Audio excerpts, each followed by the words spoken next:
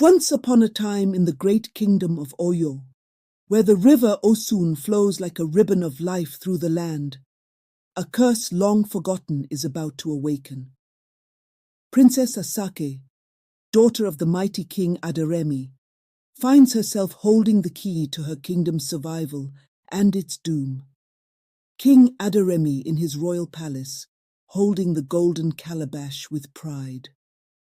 King Adaremi believes the golden calabash is a sign from the gods, a promise of wealth and fortune. But beneath its shimmering surface lies an ancient betrayal, and the gods do not forgive so easily. Ogun, standing at the edge of the forest, watching as the sky grows dark over the kingdom. Ogun, the warrior destined to marry Princess Asake, senses the danger that no one else sees. As famine strikes the land and sickness spreads through the palace, the truth begins to unravel.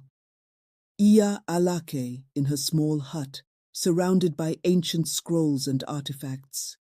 With the help of Iya Alake, a wise elder who knows the secrets of the past, Eve must confront the spirit of the river Osun. But the price of peace may be higher than she ever imagined. Eve standing at the riverbank at night, the golden calabash glowing faintly in her hands. Now Asake must choose, betray her father and return the calabash to the river, or let her kingdom fall to ruin. The river whispers, and time is running out.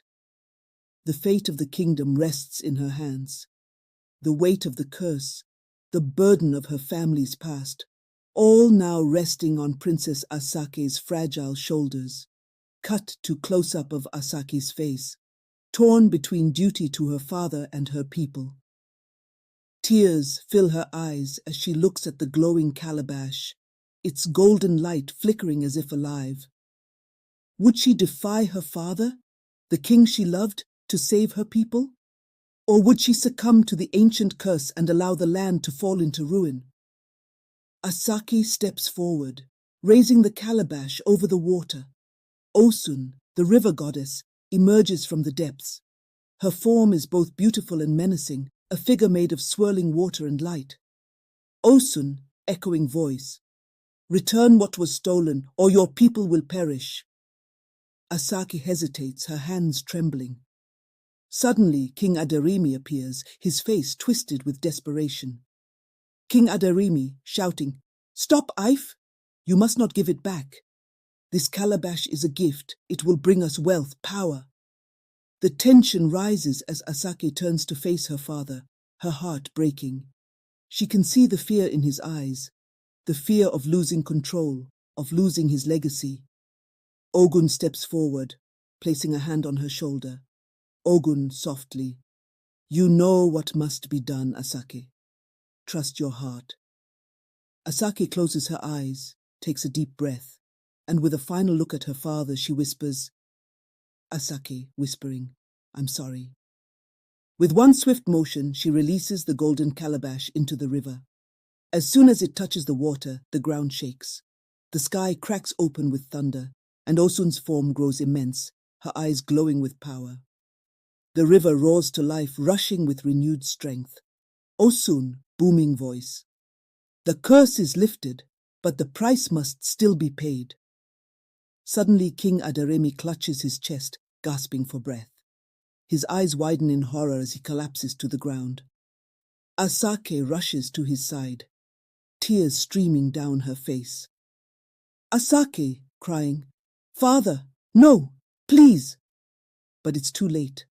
The curse, bound by his greed and the sins of their ancestors, takes his life as payment.